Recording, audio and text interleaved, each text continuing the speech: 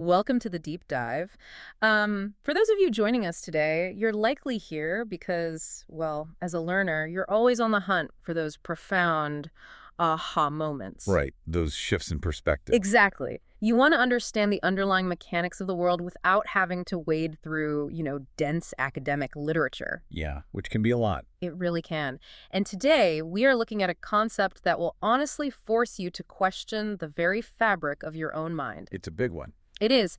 We are unpacking an incredibly insightful excerpt from a Substack post. It's by Jaime Hoerricks, PhD, and it's titled The Invisible Water, Analytic Thought as Cultural Default. Such a powerful title. Right. And our mission for this deep dive is to uncover the hidden foundational assumptions about exactly how you, me, and everyone around us are expected to think. How we're supposed to process the world. Yes. We're going to explore why modern society so frequently labels certain cognitive processes as errors, when a closer look reveals they might actually just be cognitive differences. Just a different operating system, basically. Exactly. Okay, let's unpack this, because to truly grasp where Dr. Hoerricks is taking us, we have to start with the core metaphor of the text, and it's one that asks you to step completely outside your own perceptual lens. Which is the fundamental challenge of this text. I mean, it demands metacognition. Thinking about thinking. Right. You are being asked to evaluate the tool you're using your mind while you are actively using it. So the author begins with a famous observation that's often attributed to the writer David Foster Wallace. Fish do not notice water. Exactly. Fish do not notice water. And Dr. Hoerricks utilizes this to illustrate a very specific phenomenon about human awareness. The reason fish don't notice water isn't because it's transparent or, subtle. It's just everywhere. It's entirely ubiquitous. Yes. It is the inescapable medium through which every single movement, perception, and interaction occurs. They literally don't know anything else. Right. Without a non-water environment to serve as a contrast, the concept of water cannot even register in the fish's consciousness. There is a line immediately following that metaphor in the source text that just carries immense philosophical weight. Oh, I know the one. The author writes, "What is constant rarely announces itself." Such a great line. Let's just linger on that for a moment, because in terms of human perception and cognitive neuroscience, what does it actually mean for a constant to just disappear from our awareness? Well, from a neurological standpoint, our brains are essentially prediction machines. They're wired to detect variance. Changes in the environment. Yeah. We are biologically optimized to notice the delta, the sudden drop in temperature, the unexpected movement in the corner of your eye, a disruption in a pattern. Because if we didn't, we'd just be overwhelmed. Completely. Processing every single detail of our environment constantly would require an unsustainable amount of metabolic energy. So the brain aggressively filters out the constants. We habituate to them. We habituate. When something is always present, the brain relegates it to the background, effectively rendering it invisible. And Dr. Hoerricks is applying this biological reality to our philosophical and cognitive environments. Meaning, if a certain way of thinking is always there. Exactly. If a specific way of thinking is constantly enforced and universally present, we stop recognizing it as a specific framework. We just assume it's the baseline reality of the universe. Which brings us to a really core question for you, the listener. What are the constants in your own life? What frameworks are you currently operating within that you have never once thought to question simply because they've always been there? It's a profound thing to ask yourself. It is, because Dr. Hoerricks shifts the metaphor from the fish in the ocean to human intellectual frameworks. The text says cognitive cultures work in much the same way. Yeah. And I really want to push on that phrase, cognitive cultures, because we typically reserve the word culture for societal outputs, right? Like art, political systems, social customs, language. Things we create. Right. But the text is arguing that the underlying mechanics of thought itself are subject to cultural conditioning. What's fascinating here is that we readily accept that what we think about is influenced by culture. But Dr. Hoerricks is arguing that how we process those thoughts is equally manufactured. The actual machinery is influenced. Yes. The text identifies the specific water we are currently swimming in as the analytic default. The analytic default. Right. This is the deeply embedded assumption that proper, valid, and rigorous thinking must move sequentially, step by step. Linear. Very linear. You move from point A to point B to point C to finally arrive at a defensible conclusion. It's the reductionist approach. Exactly. You take a complex problem, you break it down into its smallest component parts, you analyze each part individually, and then you reconstruct the whole. That's the analytic method in a nutshell. And the text argues this isn't just a stylistic preference. It is a rigid expectation quietly enforced by our most foundational modern institutions. Quietly but very firmly enforced. Yeah. Dr. Hoerricks explicitly names three: schools, research, and therapy. Let's really drill down into these, starting with schools. How exactly does the modern educational system enforce this analytic default? Well, modern education is essentially built on an industrial model of standardization. Right, factories of learning. Basically. To evaluate hundreds of millions of students, the system requires easily measurable metrics. It's not enough for a student to simply provide the correct answer. They have to show their work. They are mandated to show their work. Think about a math exam. The rubric is designed to grade the sequential progression of thought. First, isolate the variable. Second, apply the formula. Third, calculate the result. And if they don't do that? If a student intuitively grasps the mathematical relationship and jumps straight to the correct answer without documenting that linear progression, they're penalized. And to play devil's advocate here, doesn't that standardization serve a necessary purpose? I mean, I understand why schools rely on rubrics. Sure, it's practical. Right. If a teacher can't see the sequence of thought, they can't verify if the student actually understands the concept or if they just got lucky and guessed. What is the hidden cost of demanding that linear proof? The cost is that we fundamentally confuse the demonstration of knowledge with the acquisition of knowledge. Oh, that's a crucial distinction. It is. We are teaching students that the only valid intelligence is one that leaves a sequential paper trail. A paper trail of thought. Yes. When an educator penalizes a student for missing a step, despite arriving at a brilliant conclusion, the institution is communicating that the student's cognitive process is defective. And that becomes the invisible water. Exactly. The student begins to internalize the idea that their mind is broken simply because it operates on a different frequency than the standardized rubric demands. That is heartbreaking. Let's move to the second institution the text calls out, which is research. Right. I get the school analogy, but what about scientific research? The scientific method fundamentally has to be step-by-step to be peer-reviewed and replicated, right? That's the assumption we all make. Yeah, so how does a nonlinear thinker even operate in a rigorous lab setting without looking like they are just making unsubstantiated guesses? This raises a really important question about how we define the boundaries of scientific inquiry. You're describing the context of justification. Meaning the proof. Right. The rigorous, step-by-step peer review process required to validate a claim. But the text suggests that institutions have conflated that validation process with the context of discovery. Ah, okay. The actual light bulb moment. Exactly. Historically, massive scientific breakthroughs rarely happen in a strict point A to point B progression. They often occur as sudden, holistic insights. Just a flash of understanding. Yes, a researcher might perceive a massive, complex pattern in a data set instantaneously. They grasp the overarching architecture of the problem all at once. But to get funding or to get published in a major journal, they can't simply say, I perceive the systemic pattern. No, they'd be laughed out of the room. Right. They have to retroactively invent a linear narrative. Precisely the point Dr. Hoerricks is driving at. The modern research grant infrastructure demands an analytic roadmap before the discovery is even made. Which is kind of paradoxical. It is. You must state your hypothesis, outline your methodology step by step, predict your variables, define your analytic timeline. If a researcher operates through intuitive, systemic pattern recognition, the institutional framework actively works against them. It forces them to translate their insight. It forces them to translate a holistic insight into a foreign, sequential language just to survive in academia. That is wild to think about how many discoveries we might have missed. Oh, absolutely. Let's look at therapy, the third institution mentioned. Now, this one feels a bit less intuitive to me.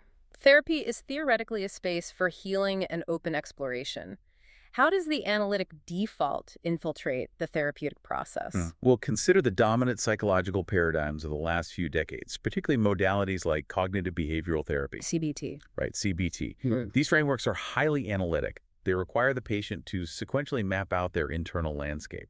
Like tracking a thought. Yes. Oh. You identify the environmental trigger, which leads to a specific cognitive distortion, which generates an emotional response, which results in a behavioral action. It's a flowchart. It is literally a flowchart. The institution of modern therapy often operates on the assumption that healing requires breaking down emotional states into these linear causal chains. So if a patient experiences their psychological state not as a chain of events, but as almost like a simultaneous, tangled web of emotions and physical sensations. Unified field of distress. Yeah, a unified field. The traditional therapeutic model might actually fail them.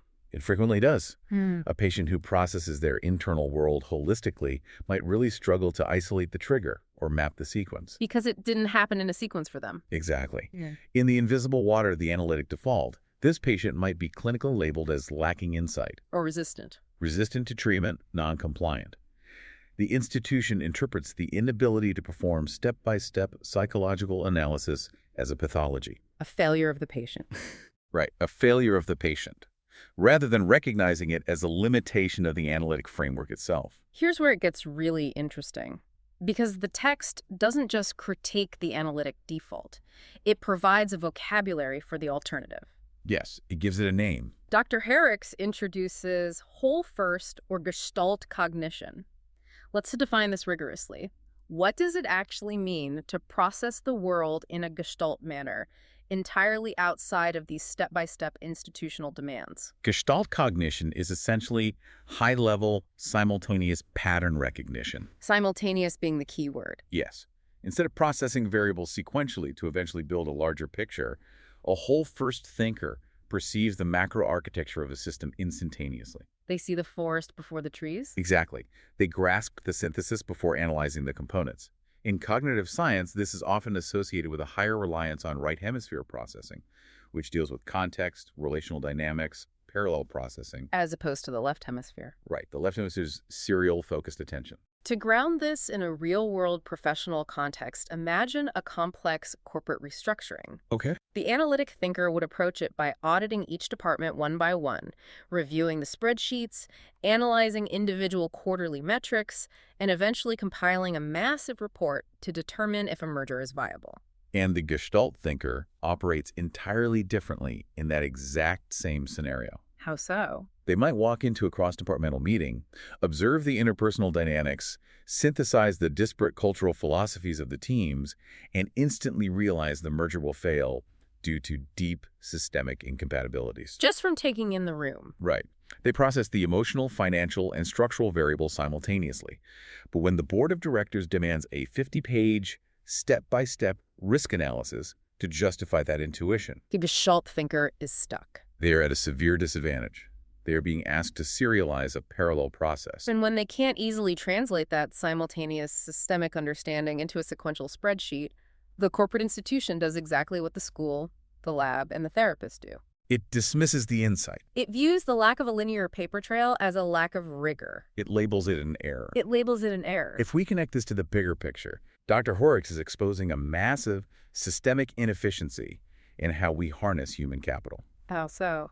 By demanding that all intellectual output conform to the analytic default, we are actively suppressing the very type of cognition required to solve our most complex, non-linear problems. Like big global issues. Think about global supply chains, ecological systems, macroeconomic shifts. These are highly complex, interwoven networks. And don't do point A to point B. They do not behave in a simple point A to point B manner. Step-by-step logic is incredibly effective for complicated problems, like building an engine where the rules are fixed. Right. But for complex systems where variables constantly interact and mutate, Gestalt cognition is vastly superior. Yet we continue to grade it as a failure. The text states very clearly, when we finally see the water we're swimming in, Gestalt cognition stops looking like error and starts looking like difference. That reframing is the crux of the entire argument. It shifts the burden of adaptation. From the individual to the system. Exactly. For centuries, the assumption has been that whole first thinkers must contort their minds to fit the analytic mold or just accept being marginalized as disordered or intellectually inferior. And Dr. Hoerricks is saying no. Dr. Hoerricks is arguing that the institutions themselves must expand their parameters. We have to recognize that step-by-step reasoning is just a cultural artifact. It's just a tool in the toolbox. It is a tool, And while it's a highly effective tool for certain tasks, it is not the biological supreme law of human intelligence. This requires a staggering amount of humility from those who have thrived within the analytic default. Oh, absolutely. Because if you are someone whose brain naturally processes information sequentially, society has validated you at every turn. You got the A in math for showing your work. You secured the research grant. You navigated the corporate hierarchy because you spoke the language of linear metrics. It is profoundly difficult to accept that your success is partially due to a cultural preference aligning with your neurology, rather than your neurology being objectively superior. It is the ultimate blind spot of the privileged fish. The privileged fish, I love that. When the water perfectly accommodates your gills, you never have a reason to question its existence. But for the whole first thinker, The water is constantly choking them. Dr. Hoerricks is providing the language to finally name that friction. It gives the gestalt thinker the vocabulary to advocate for themselves. to say my process isn't wrong. To say, my cognitive process is not defective.